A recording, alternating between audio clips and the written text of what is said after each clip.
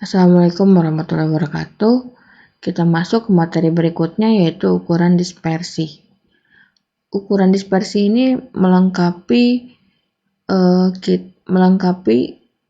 ketika kita ingin menggambarkan suatu data. Gejala pusat dan letak tidak cukup ketika kita disuruh menggambarkan dari keadaan suatu data. Perlu dilengkapi dengan yang namanya ukuran dispersi. Karena kegunaan dari ukuran dispersi adalah dia berguna untuk membandingkan penyebaran dua distribusi data atau lebih. Nah, di sini ada beberapa jenis dari ukuran dispersi. Yang pertama ada dispersi mutlak dan yang kedua ada dispersi relatif. Dispersi mutlak gunanya untuk apa? Dia untuk menghitung simpangan yang terjadi hanya di dalam datanya tersebut. Sedangkan ukuran dispersi relatif biasanya digunakan untuk membandingkan antara data atau lebih tentang penyebaran datanya tersebut. Nah, ukuran dispersi itu jenis-jenisnya ada beberapa, ada rentang, ada simpangan rata-rata, ada varian, standar deviasi, ada rentang kuartil, ada simpangan antar kuartil, ada koefisien variasi, dan yang terakhir angka baku. Yang mana yang termasuk ukuran dispersi mutlak dan relatif? 1-6 itu termasuk dispersi mutlak, sedangkan 7 dan 8 itu adalah dispersi relatif. Kita langsung masuk saja ke ukuran dispersi yang pertama, yaitu rentang. Ini bukan hal yang baru untuk kalian, karena sebenarnya rentang ini sudah pernah kalian cari pada saat kalian ingin membuat daftar distribusi frekuensi.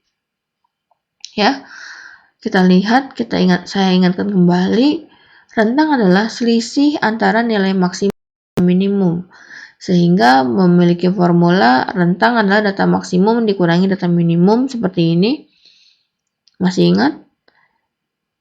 Masih ya? Itu adalah langkah pertama pada saat kalian ingin membuat daftar distribusi frekuensi. Kita lihat contohnya, kalau kita memiliki 11 data yang seperti yang kemarin, dari 45 sampai 60 seperti ini, tentukan nilai rentangnya. Maka jelas di sini kita lihat nilai maksimumnya adalah 60, nilai minimumnya adalah 45, sehingga rentangnya adalah 60 dikurangi 45, yaitu 15. Ya, gampang banget ini mah. Lanjut ya, yang kedua yaitu simpangan rata-rata. Nah, secara definisi simpangan rata-rata adalah jumlah nilai mutlak dari selisih semua nilai dengan nilai rata-rata dibagi banyaknya data. Rata-rata yang digunakan di sini adalah rata-rata hitung ya. Jadi kalau kita ngomongin cuman rata-rata doang, berarti pasti merajutnya ke rata-rata hitung. Dari definisi seperti ini, maka simpangan rata-rata akan memiliki rumus untuk data tunggal sebagai berikut. Kalau saya punya data X1 sampai Xn dan memiliki rata-rata hitung sebesar X bar, maka simpangan rata-ratanya adalah jumlah dari absolut Xi dikurangi X bar dibagi N. Jadi, yang harus kamu lakukan adalah semua data ini X1, X2 sampai Xn masing-masing dikurangi dengan X bar dulu, kemudian dijumlahkan, hasil penjumlahannya dibagi dengan N. Ya, kita lihat contohnya, kalau kita punya 11 data yang seperti kemarin, ditanyakannya tentukan nilai simpangan rata-ratanya, maka data ini akan saya buat menjadi data berulang ya, karena kita lihat ini adalah data tunggal, tapi dia berulang, 45-nya ada 5, 50-nya ada 6, 60-nya ada 2. Maka untuk menghitung simpangan ini, rumus yang ini saya sedikit ubah dikit aja dengan menggunakan rumusnya mirip, hanya dibuatnya tunggal berulang. 45-nya ada 4, 50-nya ada 5, 60-nya ada 2. Seperti itu. Sebelum kita menghitung ini, kita harus hitung dulu X barnya. X bar ini sudah dihitung ya dari materi sebelumnya. Karena contoh datanya sama, jadi saya tidak menghitung ulang tentang X barnya. Kita dapatkan 50 untuk data ini. maka tinggal dikurangi saja. 45 dikurangi 50 itu adalah minus 5, tapi saya tulis di sini 5 karena di sini diabsolutkan. Ya. Yang 50 kurang 50 0, absolut dari 0 0, 60 dikurangi 50 10. Absolut dari 10 ya 10. Rumusnya seperti ini, cuman tadi data tunggalnya kita buat jadi berulang. Maka ini 5-nya ada 4 kali, maka saya buat 4 kali 5 dulu, 5 kali 0, 2 kali 10. Ini yang harus saya jumlahkan untuk sigma absolut XI min X bar tadi. Maka rumus simpangan rata-rata untuk data tunggal adalah sigma absolut XI min X bar dibagi N, XI min X barnya 40 dibagi N jadinya 40 per 11 sama dengan 3,6364. Sebenarnya 63, cuman untuk penulisan dibulatkan.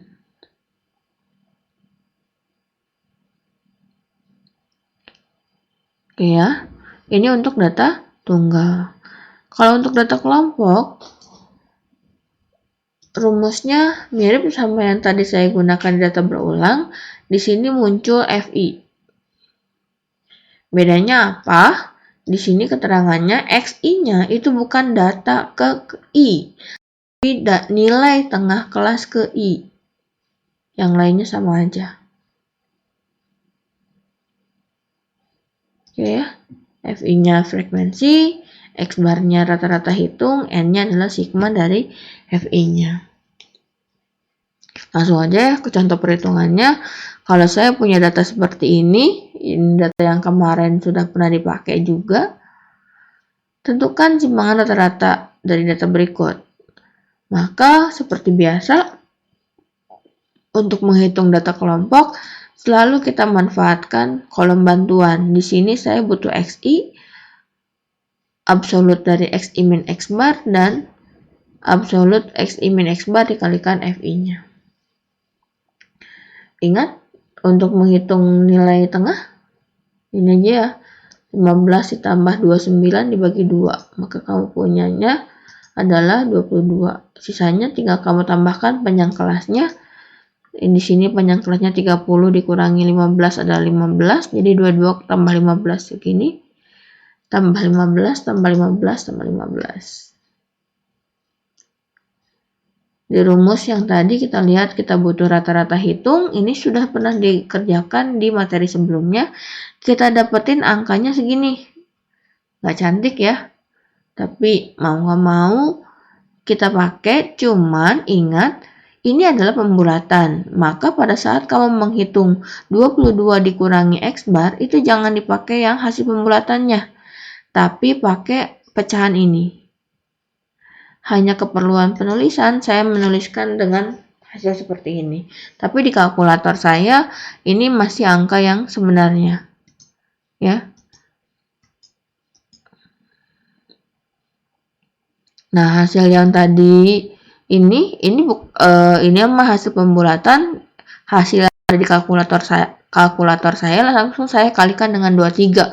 Jadi hasilnya seperti ini. Yang ini juga 37 dikurangi 4155 per 90 langsung dikalikan 22, hasilnya seperti ini. Yang lain pun sama, bukan hasil pembulatannya yang saya kalikan dengan si F, tapi pengurangan aslinya saya kalikan dengan F, hasilnya seperti ini. Nah, pada saat mau menjumlahkan juga saya lakukan hal yang sama, bukan hasil dari pembulatan yang di sini yang saya jumlahkan, tapi yang di kalkulator yang saya jumlahkan. Jadi hasilnya seperti ini. Ya, kalau kamu ngitung dari hasil pembulatan pasti nggak segini hasil. Kurang atau lebih 0,1 gitu. Ya, ingat pembulatan hanya untuk menulis bukan untuk menghitung. Maka kembali lagi ke simpangan rata-ratanya, saya sudah punya ini gimana? Tinggal masukin ke rumus aja, SR sama dengan sigma FI absolut XI min X bar dibagi dengan si N. N-nya di sini 90, maka 1515 dibagi 90 jadinya 16,83.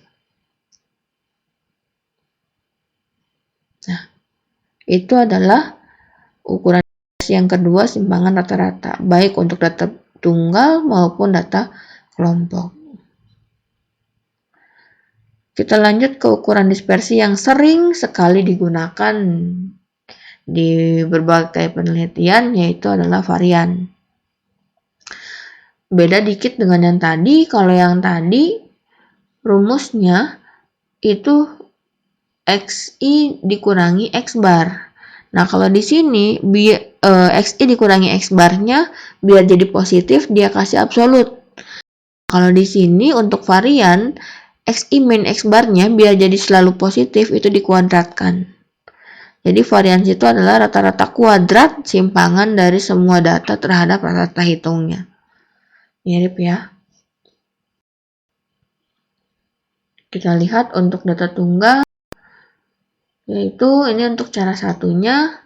Kalau saya punya XI, X1, X2 sampai Xn, dan rata-rata hitung dari data tersebut adalah X bar, maka variansinya adalah sigma XI min X bar kuadrat dibagi N min 1. Ingat di sini N min 1. Kalau tadi dibagi N, sekarang di N min 1.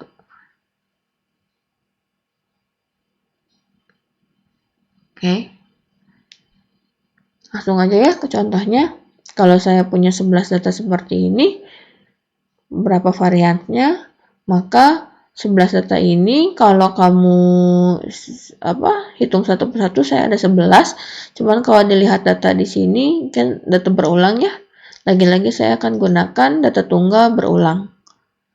Tunggal dia berulang.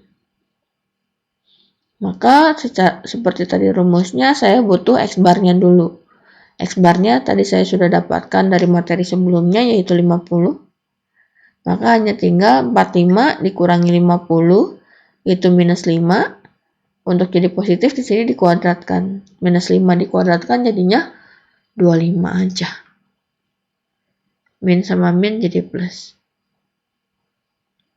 50 kurang 50 0, 0 kuadrat 0, 60 dikurangi 50, 10 dikuadratkan jadi 100. Karena ini data tunggal berulang, maka dikalikan dengan si F-nya. 25 kali 4, 5 kali 0, dan 2 kali 200, kali 100 jadi 200. Ini yang dijumlahkan, jadinya 300.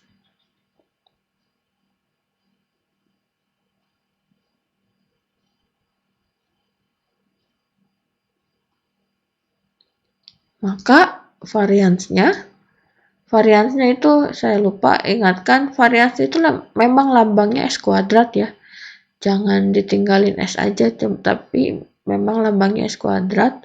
Itu sama dengan tadi rumusnya saya masukin tadi hasil perhitungan 300.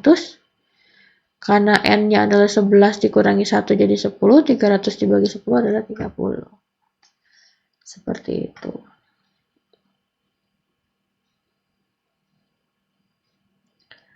Cuman agak ribetnya adalah X bar nih. Ketika kita mengurangi dengan X bar dan X barnya nggak cantik, seperti di contoh ini angkanya pas ya. Ini kebetulan saya buat X barnya selalu pas karena selalu saya harus mengurangi dengan X bar. Ini dibuat cantik seperti ini. Tapi jarang sekali kita ketemu X barnya yang nggak cantik seperti ini.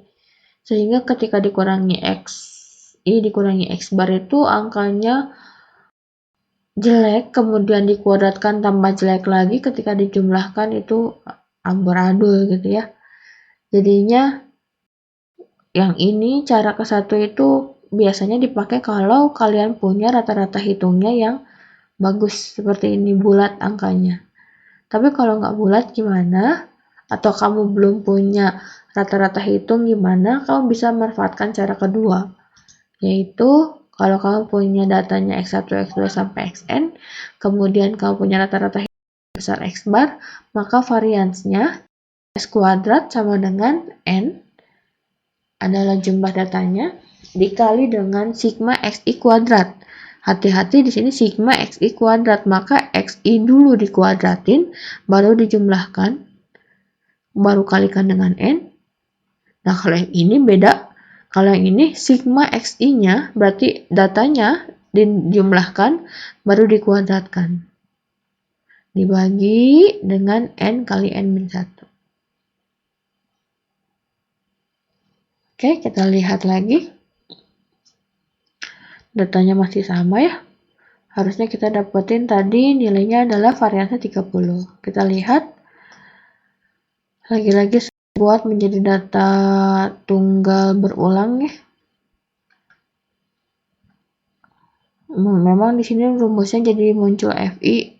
Kan sama aja ya kalau kamu buat berulang sama buat data tunggal, cuman jadi agak panjang gitu ke bawah. Ini hanya untuk menghemat tempat aja. Kita mulai ya. Saya nggak butuh X bar. Saya hanya butuh XI kuadrat dan jumlah dari si XI-nya. Ingat, jumlah dari XI-nya itu adalah yang bukan yang ini doang, tapi yang awal tadi. Yuk, kita mulai. XI kuadrat itu adalah 45 dikuadratin, 50 dikuadratin, dan 60 dikuadratin. Kemudian, untuk menghitung sigma XI-nya, karena di sini saya buat data tunggal berulang, jadinya saya kalikan dulu XI kali FI. 45 kali 4, 50 kali 5, dan 60 kali 2. Ini dijumlahkan. Nah, untuk yang sigma XI kuadratnya yang ini, tapi saya kalikan dengan 4, karena ini kan 45 kuadratnya ada 4. Jadi saya kalikan dulu, hasilnya seperti ini, maka dijumlahkan seperti ini. Kamu kalau menghitung satu-satu juga sama aja ya. Cobain aja sendiri. Maka tanpa rata-rata hitung, kita langsung dapatkan rumusnya tadi ini, yaitu N-nya 11, sigma XI kuadratnya yang ini, 27.800, dikurangi dengan yang ini, jumlah dari si XI-nya semua, dikuadratkan, dibagi dengan N dikali N-1, 11 kali 10. Maka hasilnya 30, sama aja. Ya, itu mah pilihan, jadinya kalian mau nyari X bar dulu, tapi hati-hati dengan X bar. Kalau X barnya nggak cantik berarti kalian melakukan pembulatan. Tapi kalau cara yang ini nggak butuh X bar, tapi memang angkanya cukup besar. Tapi kan bukan kalian yang menghitung ya, kalkulator. Jadi nggak ada masalah. Itu untuk varian data tunggal. Kalau untuk varian data, ini tadi saya sudah bilang.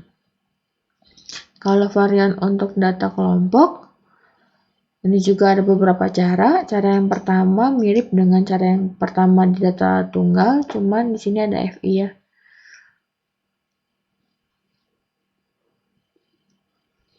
Bedanya apa? Lagi-lagi di XI-nya. XI-nya itu adalah nilai tengah kelas ke I.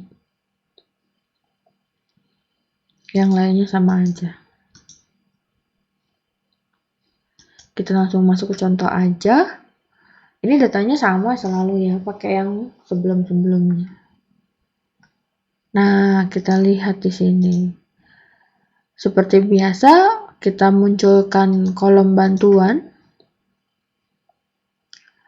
Kita butuh kolom XI, kita butuh kolom XI min X bar kuadrat, lalu XI min X bar kuadrat dikalikan FI. Kita hitung dulu jumlah frekuensinya, kemudian hitung nilai tengah setiap kelasnya. Dari sini kita akan dapatkan rata-rata hitungnya. Nih, ini adalah rata-rata hitung yang nggak cantik, ini hasil pembulatan. Maka pada saat mengurangi XI, yang dipakai itu adalah pecahan, biar saya menghindari pembulatannya. Jadi 22 dikurangi 4155 dikurangi 90. Mirip banget dengan yang di simpangan rata-rata, cuman kalau yang tadi diabsolutkan, di sini dikuadratkan. Hasilnya seperti ini. Ini hasil pembulatan semuanya. Kemudian kalikan dengan FI. Bukan yang ini, tapi yang ada di kalkulator yang dikalikan dengan FI-nya. Kamu dapatkan seperti ini. Jumlahkan, hasilnya seperti ini. Sehingga kamu dapatkan variansnya adalah x kuadrat sama dengan sigma fi x i min x bar kuadrat yang ini dibagi dengan n min 1. N-nya adalah 90 dikurangi 1. Jadinya 831. Ini adalah cara pertama. Ribetnya adalah si rata-rata hitung. Rata-rata hitung nggak cantik, maka sulit tadi ya. Kita harus menggunakan X bar-nya dalam bentuk pecahan biar tidak menggunakan pembulatan. Nah, yang ribet adalah kalau kalkulatornya nggak punya yang pecahan. Jadinya dia harus menulis ulang selalu dalam kurung. Itu human error-nya terlalu besar. Jadi ya ini biasanya dipakai kalau rata-rata kalian cantik pas gitu nilainya, bilangan bulat kayak yang tadi di data tunggal. Nah, kalau yang cara satu susah, cara kedua mirip dengan cara kedua di data kelompok, yaitu N dikali sigma FIXI kuadrat dikurangi dengan sigma FIXI yang dikuadratkan dibagi dengan N kali N min 1. Ingat, di sini yang dikuadratkan yang bagian sini hanya XI-nya. Sedangkan yang di sini hasil dari penjumlahannya.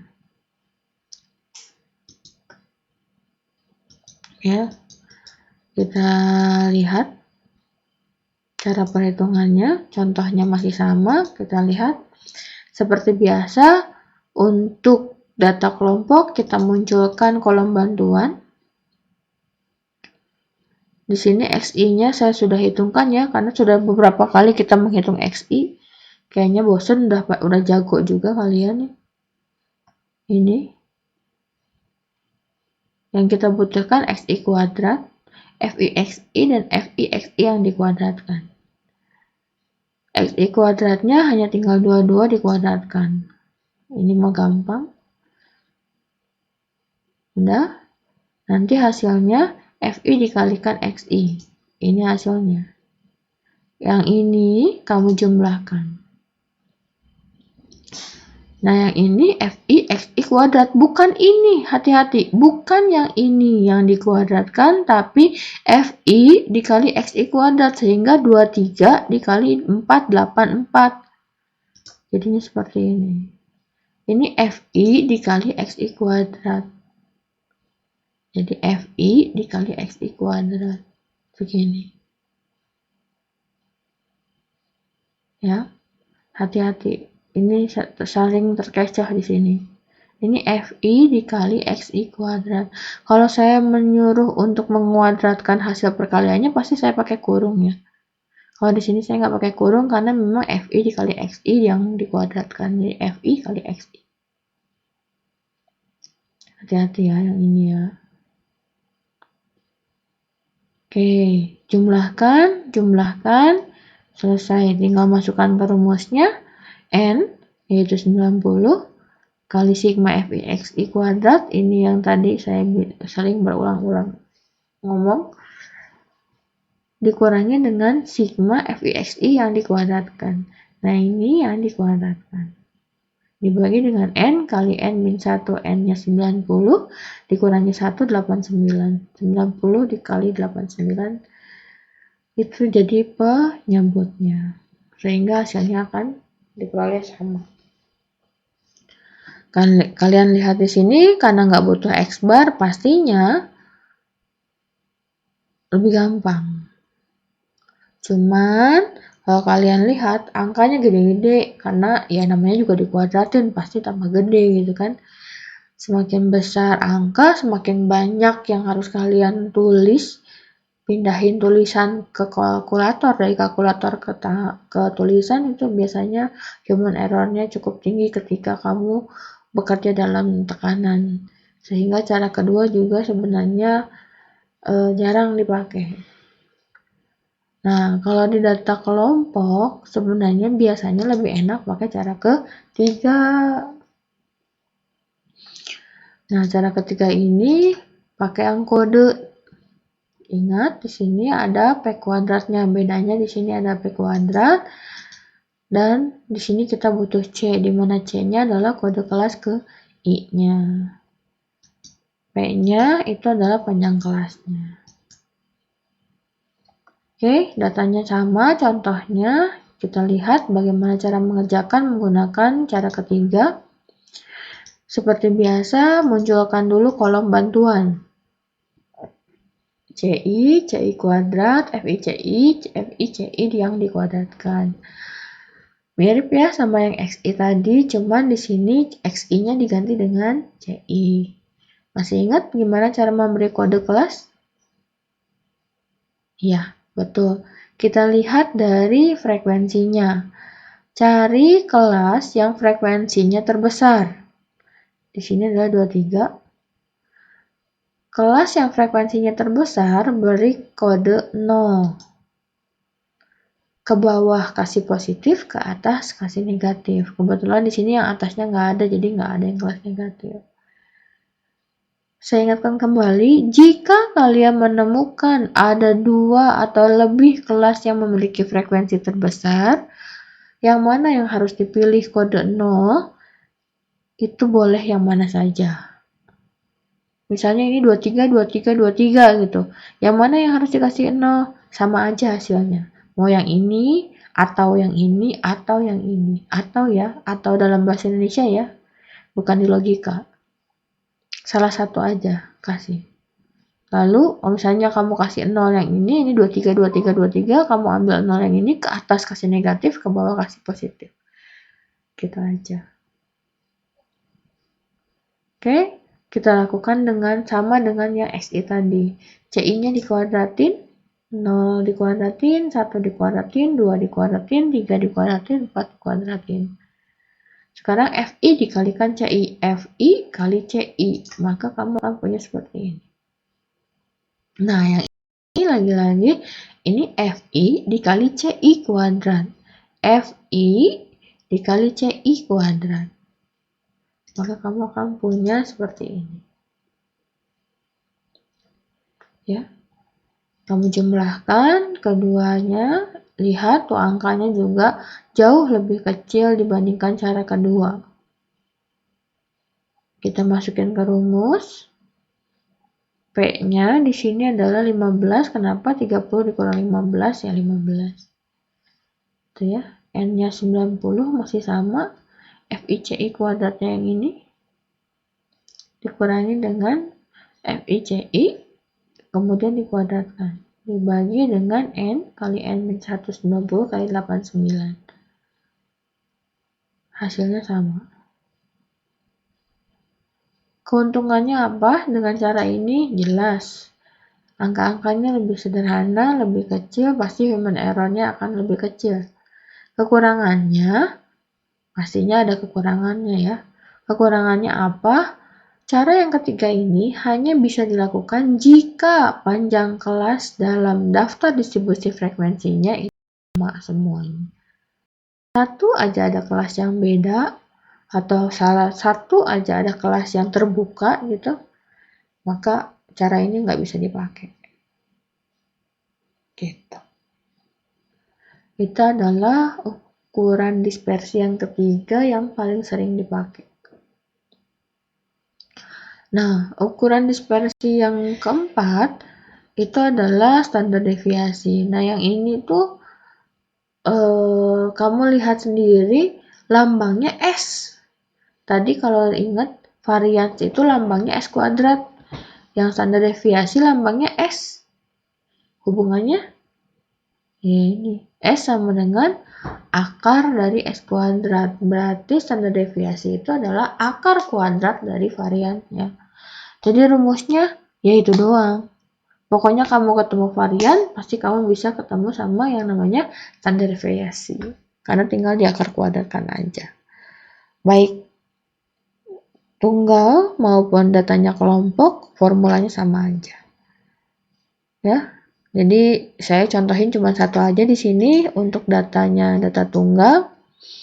Ini adalah varian untuk data tunggal. Maka ini yang tadi, tentukan standar deviasinya. Karena tadi kita tahu variansnya adalah 30 untuk data ini, maka gampang banget standar deviasinya adalah akar dari 30, yaitu 5,48. Udah selesai standar deviasi. Ya, jadi kalau variannya salah, standar deviasi juga pasti salah. Ya, kalau nanti datanya data kelompok sama aja, tinggal tentukan variannya lalu akarkan, selesai. Gampang ya? Lanjut ya. Rentang antar kuartil. Ukuran dispersi yang berikutnya ini menggunakan bukan data lagi tapi kuartilnya. RAK ya, bukan RK-nya, RAK. Kalau rentang, tadi aja kita punya rentang di awal, yaitu selisih data terbesar dikurangi, selisih data terbesar dengan data terkecil. Maka di sini rentang antar kuartil pastinya kuartil terbesar dikurangi kuartil terkecil. Ya, itu mah ini. Ingat, terbesar dikurangi terkecil. Jadi nggak mungkin K3-nya itu dapat angka yang kecil. Lebih kecil dibandingkan K1. Oke, di sini kasih catatan untuk data tunggal maupun data kelompok formulanya sama aja. Kalau tadi di standar deviasi saya kasih contoh data tunggal, di sini saya kasih contoh data kelompok. Ya, tentukan tentang antar kuartil data berikut. Ini mah datanya sama aja. Nah, untuk menentukan ini, pastinya kamu butuh dulu pengetahuan K1 dan K3. Ini sudah dibahas di materi-materi yang sebelumnya ya. Jadi tinggal dibuka lagi materi yang sebelumnya. K1-nya didapat 29,17, K3-nya didapat 60,08. Ini hasil pembulatan, hati-hati, ini hasil pembulatan. Jadi, untuk menghitung RAK-nya, manfaatkan dari yang sebelum pembulatannya. RAK-nya adalah K3 dikurangi K1 jadinya 30,90. Kok beda kalau dikurangi? Ya karena ini saya menguranginya bukan dari hasil penulisan ini, tapi dari yang di kalkulatornya. Ya. Ada rentang, ada simpangan. Simpangan antar kuartil atau SK ini gampang banget, ini setengah dari RAK-nya, setengah dari K3 dikurangi K1-nya. Ya, ini juga sama untuk data tunggal maupun data kelompok formulanya sama aja. Cuma bedanya mencari K3 dan K1-nya doang. Oke, saya pakai data kelompok lagi. Simpangan antar kuartil datanya. Lagi-lagi karena udah ketahuan K1 dan K3-nya di materi sebelumnya, maka tinggal saya substitusi, saya peroleh 15,49. Ini yang kemarin dijadikan untuk poin ya. Jawabannya seperti ini.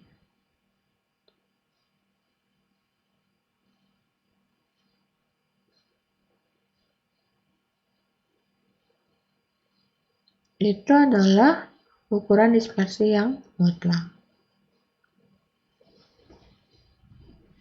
Sekarang kita masuk ke ukuran dispersi yang relatif.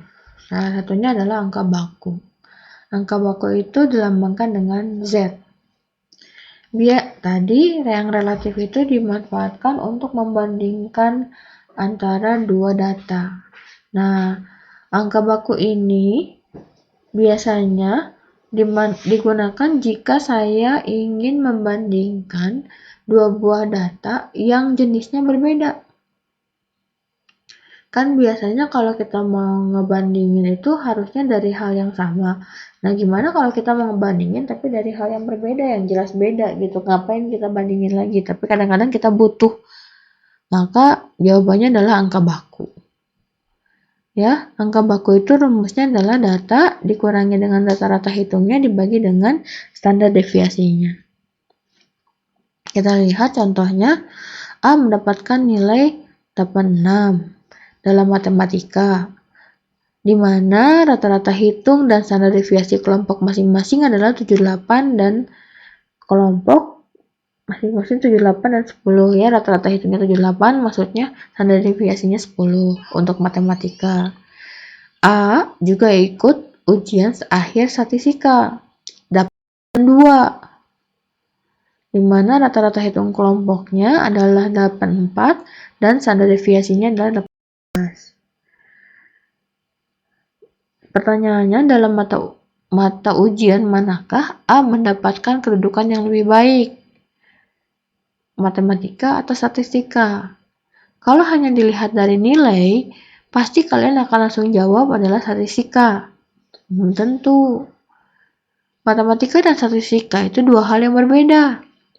Sehingga untuk membandingkannya, kita harus tarik menjadi suatu nilai yang sama, yaitu si angka baku tadi. Masukin ke rumusnya, Z sama data dikurangi rata-rata hitung dibagi dengan standar deviasinya. Untuk yang matematika 86 dikurangi 78, betul. 86 dikurangi 78 dibagi 10. Sedangkan yang statistika 92 dikurangi 84 dibagi 18 yaitu 0,4. Kalau dari hasil nilai Z-nya, ternyata si A itu lebih baik di matematika dibandingkan statistika, walaupun nilai dia hanya 86 di matematikanya. Itu gunanya yang angka baku. Jelas ya? Ini juga adalah nanti jika kita punya data, kita ingin mengetahui daftar distribusinya apa, biasanya kita nanti akan salah satu caranya adalah mengubah menjadi Z, yaitu mengubah menjadi daftar distribusi frekuensi. Datanya menjadi distribusi normal, maaf. Nanti ya kita bahas lagi di materi yang berikutnya. Cukup ya untuk yang angka bakunya. Jelas ya penggunaannya buat apa. Nah, satu lagi ukuran dispersi relatif yaitu koefisien variasi atau KV. Rumusnya adalah S dibagi dengan rata-rata hitung kali 100%. Sama gunanya dengan yang Z tadi, dia untuk membandingkan. Langsung aja ya ke contoh ya. Di sini ada contoh menurut sensus per bulan di Malaysia gajinya ini tahun kapan ya? 5 juta dengan simpangan baku 3 juta, sedangkan di Indonesia rata-ratanya 4 juta dengan simpangan baku 2 juta. Tunjukkanlah secara statistik negara mana yang lebih merata pendapatannya, kan? Ini mau ngebandingin Malaysia atau Indonesia. Masukin aja ke rumus koefisien variasi, kamu akan dapatkan hasilnya seperti itu. Karena KV-nya lebih kecil, maka dia penyebarannya lebih merata. Sehingga jawabannya adalah yang lebih merata yaitu Indonesia. Udah selesai ukuran dispersi. Ada yang tanyakan?